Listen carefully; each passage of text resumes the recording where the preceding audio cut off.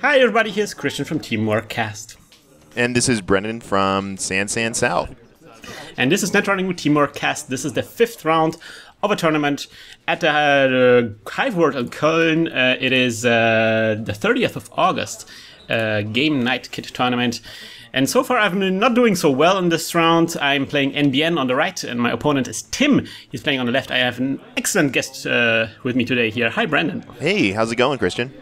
I'm doing fine, especially now that I have you guys on this show. I'm very excited to record this with you guys. We're excited too. You guys are doing a podcast called San South, right? Yeah. Out of San Diego, we figured we'd call it San South because that's the south end of San in the game. You know, we're on like what, episode 12, 13 now, and people seem to like it, so we're gonna keep recording. Excellent.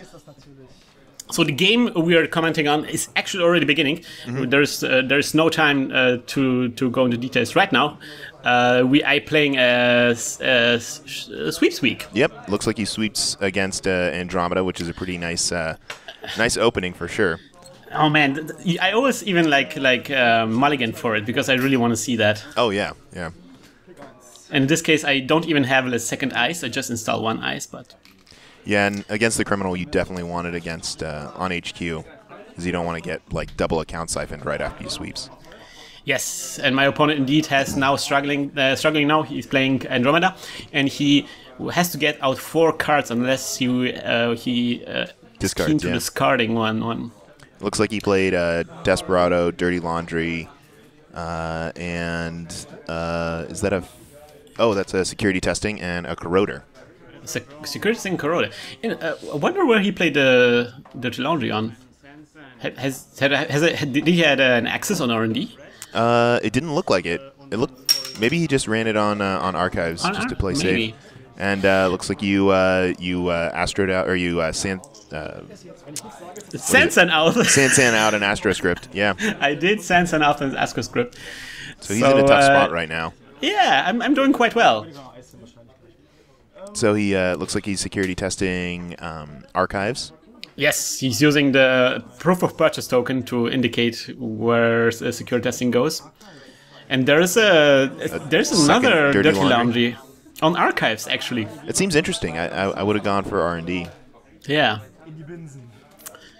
And then gets rid of your San City grid. Indeed, something that has to go. The longer it stays up, the more chances I have to score even more stuff out of hand.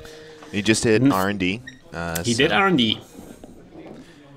Yeah, he's in a tough spot though, because if he doesn't get, get an R&D lock right now, you're just going to be able to ship out stuff. You're at looks like 5 credits, right?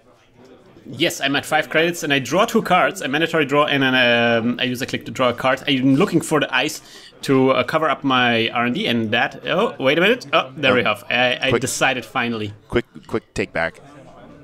Yeah. No, it's always funny. The way Vince and I tend to look at takebacks is if no one's made any additional decisions and no information has been sort of given to either player, that takebacks are just fine. Yeah, for the most part.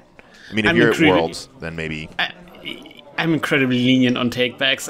I'm just here to have fun. I'm not especially here to. If I win because my opponent did a stupid mistake, then I don't feel I really won.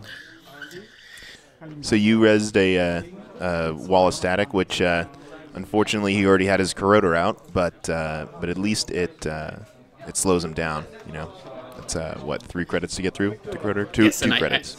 And I did play a hedge fund. He runs on my HQ, and there is a pop-up window there. The most amazing account siphon defense ever. Yes, the most amazing one. It actually plays into the account siphon.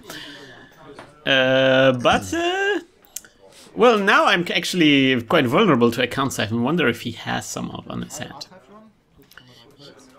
And he runs on archives just to get the security testing tokens.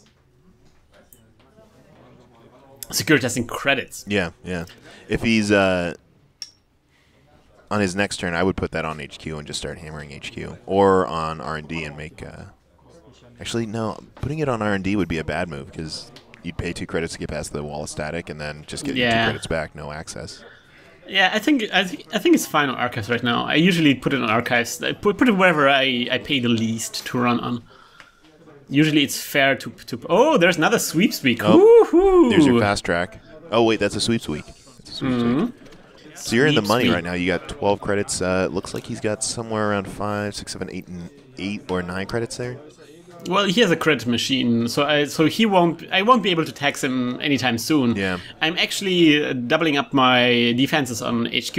I assume that I'm afraid of an account siphon right now. Yeah, and you should be, because that'll cripple you. Yeah. He runs on R&D, but he finds nothing. He just saw an ice there. He's using those interesting little like house tokens as click tokens. Very German of him, very German. Like little wooden houses as click tokens. I almost thought they were like Monopoly hotels for a second. They might be from like Settlers of Catan. There's a ferry out, so yeah, now he's really safe. Not that NBN usually plays any dangerous sentries. But I mean, it's possible. I mean, you're in the tournament scene when you see something like Corset NBN. I'm always worried about Scorched Earth, like Sea Scorch, or just something really tricky like a Flare out of nowhere or something like that. Oh man, Flare is a good way to surprise people. Another way to surprise people is also TMI, which I just res on HQ. What's funny about TMI is that's a perfect piece of HQ ice to protect yourself from account siphon. Vince actually mentioned that in our very first podcast when we were talking about how to stop criminal in particular. And TMI is great because you get that trace off. It's super taxing anyways because it's a strength 5 barrier, but you get that trace off and you can dump all your money into it, and you don't have to worry about siphon anymore. And he actually breaks the trace on TMI, even though I strengthened the trace with my 2 NBN credits. So now it gets de-rest, but I tax him a little bit, and then he gets through and sees a card there, but it's just the... That's actually great for you, because it cost him, 3 credits to break that? Because Andromeda's got 1 link. So it's the same amount of credits. And you keep that de-res, so if you ever account siphons, you can just dump your credits. Yeah, it's actually not the worst thing in the world to have the trace broken, especially when you're NBN. Of course, now he can account siphon this turn, but he chooses not to, and he just runs on R&D. So what are the tricks you're sort of playing in this NBN deck? Do you remember? Well, the other for our listeners, let's not give it away. This is the last turn of the tournament, so our listeners already know what the NBN deck does. It is a mid-seasons deck. Oh, okay. But so far it hasn't won in this tournament, so maybe this is going to be the first time. Let's see about that. Mid-seasons is such a brutal card, and it is. And now with the information overload, it's even worse. I mean, you hit somebody with 5 or 6 tags, and then. Well, I do have some ice in this deck, and one of them is in fact information overload. Such a brutal ice, especially like 13 tags, and you run into it. Wow. Clear the board. Yeah. If I've even done this to a person, and that was just brutal, heart-wrenching. I do install a card there, and Tim is smart, and he security tests immediately, because I do have an ice on archives now, and it is Spends Sand. Yeah, it gets rid of it. You still have that Astro token, so the train is available to you once you draw your next Astro script. I'm more interested in in taxing him right now, because of course at mid-seasons my strategy is to get his credits down as low as possible, so the mid-season really hits. I think he just saw a Lotus Field on R&D. I'm not sure if that's what it was, but could be. That's a really painful piece of ice to see against I think what his style of deck is, which is probably fixed strength breakers and data suckers. This is a really old tournament, and at this point, criminals didn't really have a good answers to Lotus Field. These days, we have the dog. Yeah. The dog was really Godsend. The dog came from God himself, and he saw that we were struggling as criminals, struggling with Lotus Fields, and he sent us a dog. And that dog is really, God, that's such a good dog now. I have it like in every my criminal decks, and it's especially Lotus Field and also other types of code gates are really, yeah, it's a really good solution for a lot of troubles that criminals are having with. Yeah, I hadn't really actually I hadn't really thought of the dogs in faction except for what's it called, Shaper, because they can recur and salvage and switch form mid run. But you're right, that's actually a decent solution for Lotus Field. And well, design-wise, I feel like the dogs are about breaking the kind of ice that this faction wasn't actually really good at breaking in the first place. Yeah. So Shapers can break like what, sentries? Was it sentries or was it? I think there's a sentries, or maybe because they're normally good at breaking code gates.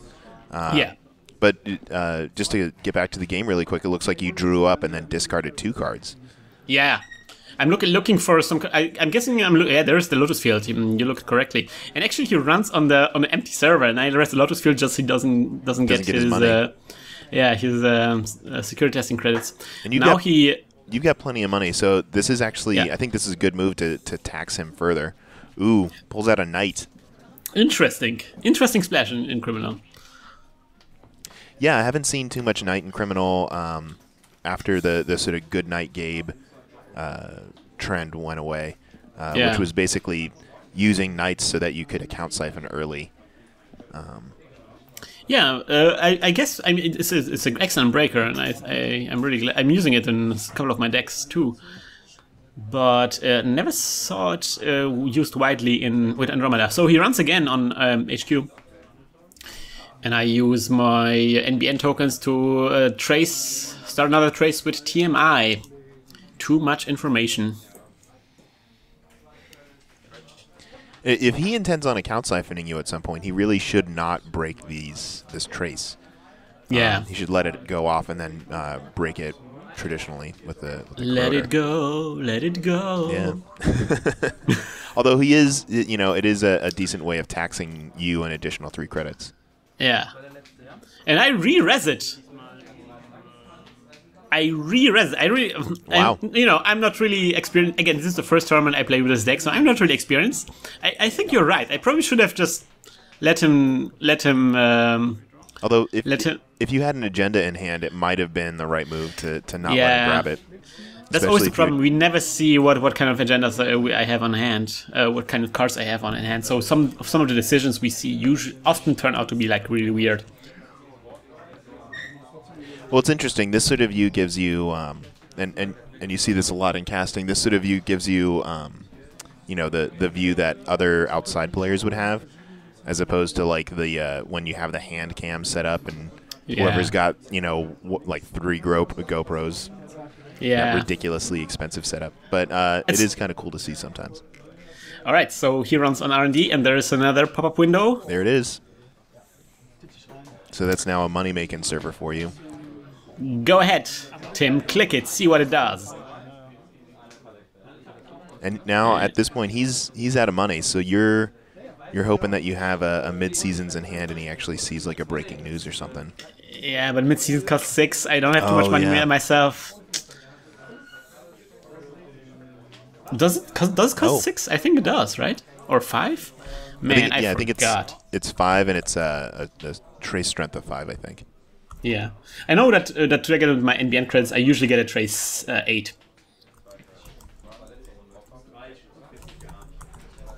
Looks like did he discard a legwork?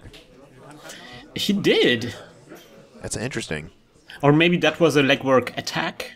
That would explain why I want to have this ice rest. Oh yeah, the TMI. It's 5. Mid-seasons is 5. So you archive memories something?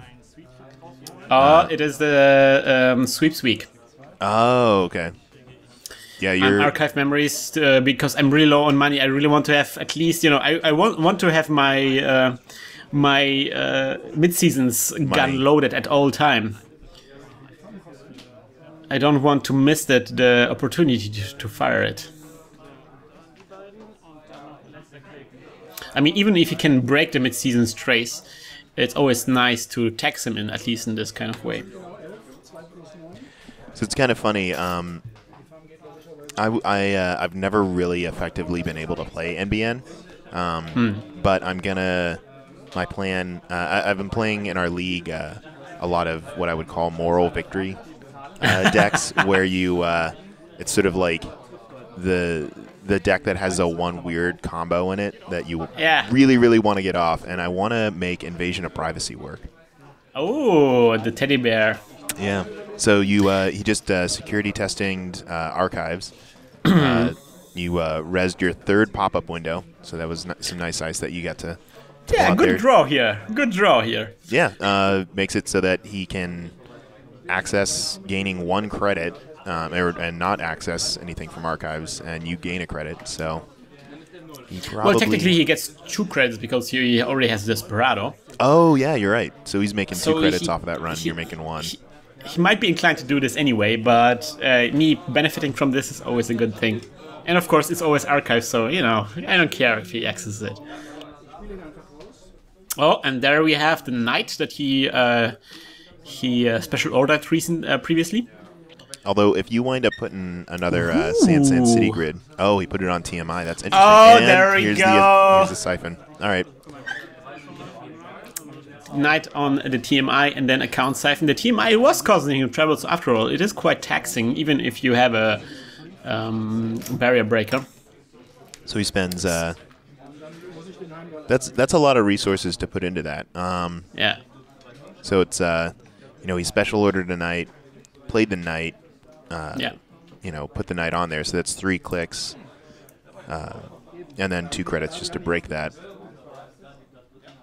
But he just stole money. He still hasn't stolen anything. He does a good job though, because he does exactly the thing that you should be doing against this deck, which is having a lot of money. Yeah, having a lot of money and sort of unloading your mid-season's gun. And then I think he does a legwork. Oh, there we go, the legwork. Oh, beat it.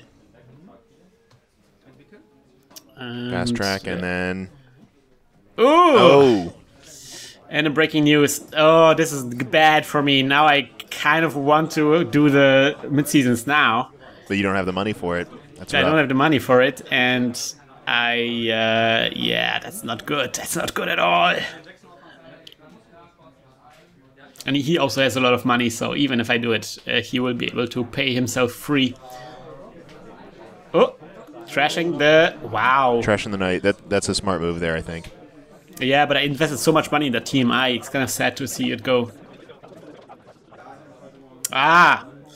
The card gets installed in the server. And a credit. So you can just, throw out another Astro, if that's what you drew. Yeah. This sort of demands that he runs there, or figures out I think this is a good play because it's going to force him to play a trick to get past that Lotus Field. Yeah. But also, if you score 2 Astros with their tokens on it, I mean, that puts the runner, even if they have scored 3 points, in such a bad position. Yeah.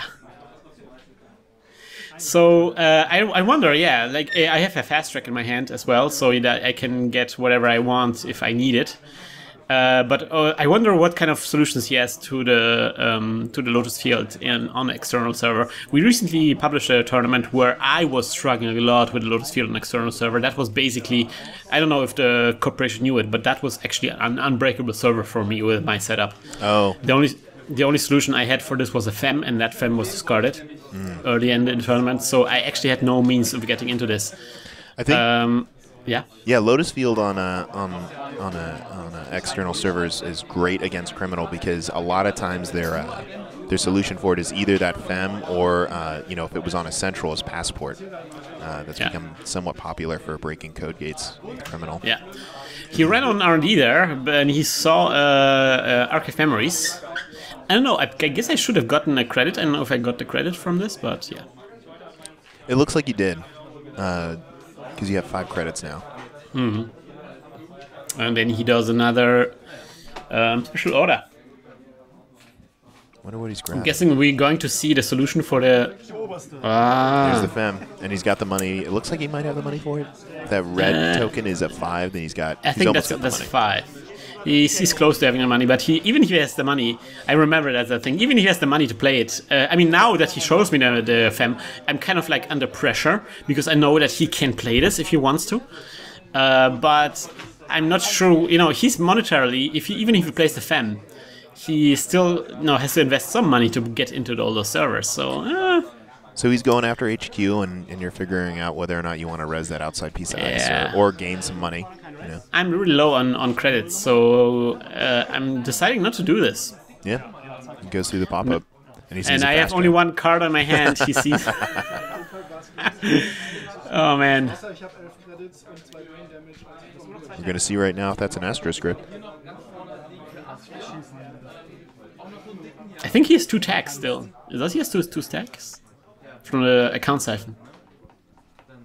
Oh wow, yeah. We can't really see so well because the tokens are a bit invisible here, but yeah, I think he has two tags. He has 11 credits. There is, I think, a blue token that he uses that we can't see so well. Oh, okay. So you double advance something, leaving it behind the Lotus field. It's interesting. That's interesting. This is sort of asking him to run it. Yeah, because I know that he drew the fem. I'm assuming that he needs the fem to get through the Lotus field. Yeah, you're sort of betting him to do it. Yeah, so if he gets out of fem, he will basically have to pay all of his credits to get into the server. That will open me up for an excellent mid-season play there. And he's struggling with this decision as well. If it's a Beal, I have one. Oh no, I'm struggling. I have one more click. I don't know what to do. Also funny that I installed this card last turn. So if that was a 5-3, that's a quite risky way of scoring a 5-3. Yeah, yeah. I'm gonna spoil it right away. I don't have 5-3s in my deck.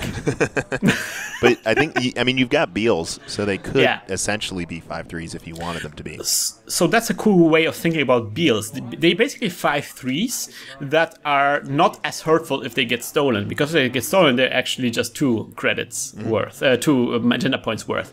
But you can score them as 5-3s for 3 credits, 3 agenda points. Jesus Christ. All right. I think I'm not doing nothing else. So here we are. He runs HQ. Uh-huh. And you don't res. You grab your credit. And he draws a card. It is mid-seasons. Oh, he sees it now. He knows what's up. He sees the. He knows. Now he knows it's a honeypot.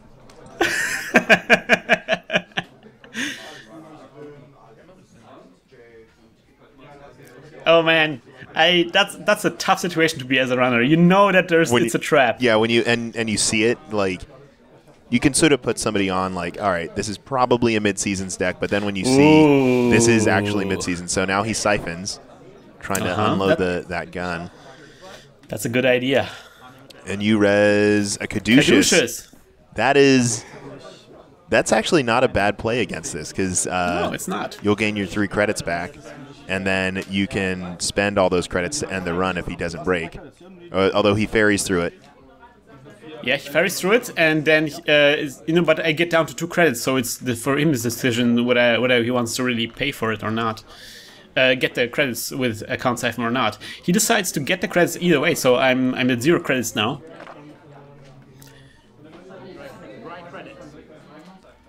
And then it looks like your turn is spent just... Or wait a minute, he decides differently? Oh, no. Okay.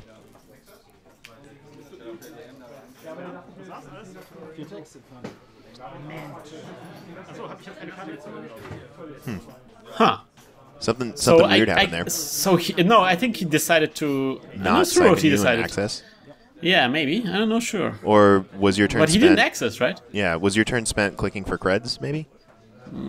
Not sure. I'm drawing a card right now. I'm thinking what to do now.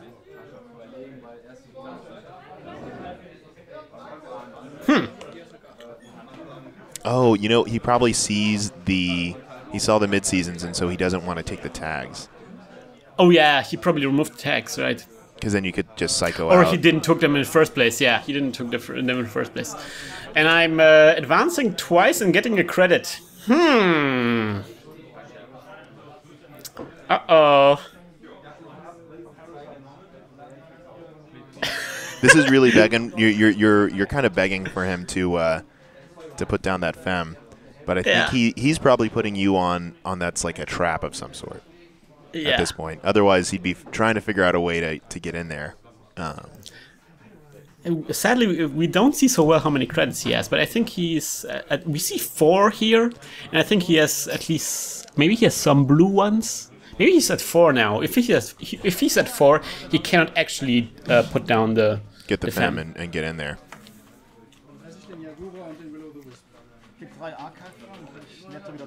All right, he does the archive run, so I get a credit, and he gets 2. So if that was a Beal, next turn you could triple advance and then put an Astroscript token on it, giving you 8 advancement counters on it. What would that give you? You have to have an odd number to get all the points, so it would be... So 5, if I have 5 on them, I get 3. If I have 7 on them, I get 4.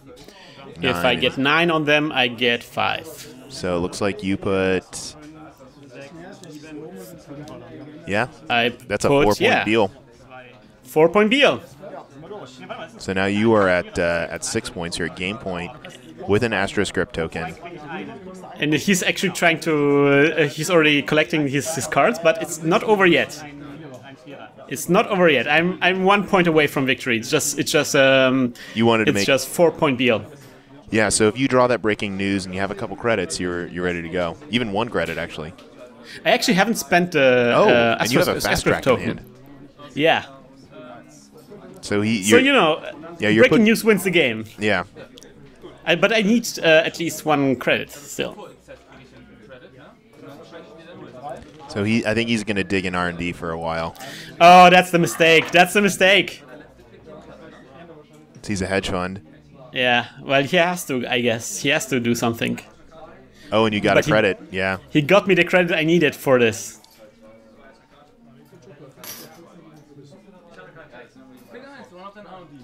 Let's see what his Hail Mary play is to try and score 5 points in a turn, because he's seen the fast track. He hasn't kicked it out of your hand or anything.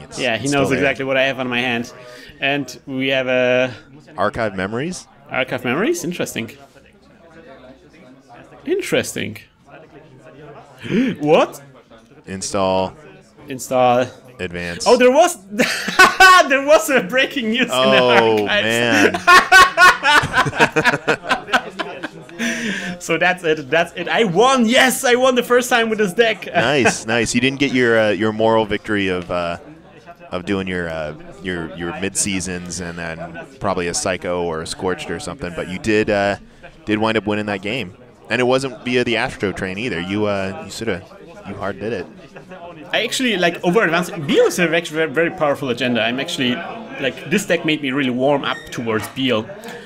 You can do some really exciting tricks with it, and of course, he was floating a lot of tags most of the time. So I was not so much concerned, I guess, about the mid-seasons play. I really wanted to just score. And again, I think we saw the same problem as I had when I was playing with Andromeda. That Andromeda often, at least at this point, had a lot of problems with Lotus Field on external servers.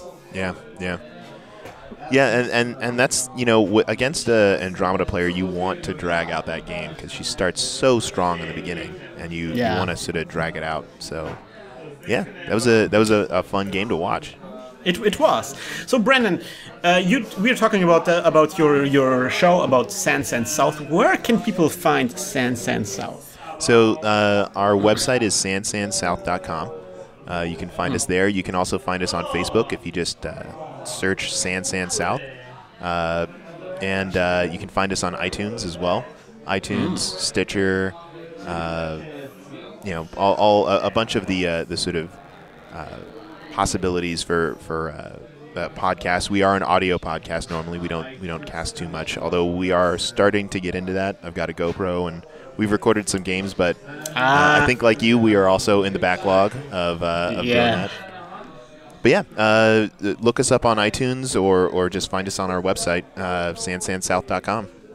Excellent. One of my favorites Netrunner podcasts, I have to admit. Yeah, and thank you, Krystian, for having us. This was awesome. Well, thank you for joining me. And yes, we will, and as always, have been hacking the planet. Hack the planet! Hack the planet! Shut up and get in the car! Shit on me. Oh, and one more thing. The excellent people from the German website Netrunner's HQ and the German podcast Meta Arena have provided us with some excellent prizes to distribute among our listeners. And we thought, instead of distributing the prizes among, for example, the comments on our own videos, we decided it would be even better if we started a hashtag to promote Netrunner among those people who aren't playing Netrunner yet. So we encourage you to use the hashtag #GetNetrunner to promote Netrunner among people who aren't playing Netrunner yet. You can post them videos that you like, or funny things that you like, or generally just talk about how awesome Netrunner is. And if you're lucky, we will randomly select posts, and you will get a chance to get a data pack, the Up and Over data pack, or the big expansion, the Honor and Profit expansion in German. So again, the hashtag is #GetNetrunner, and you can use it on Twitter, Facebook, and Google+. And we will randomly pick a post after this series is over, after this tournament over, which is going to be the 8th video from this series. So go out there and hack the planet.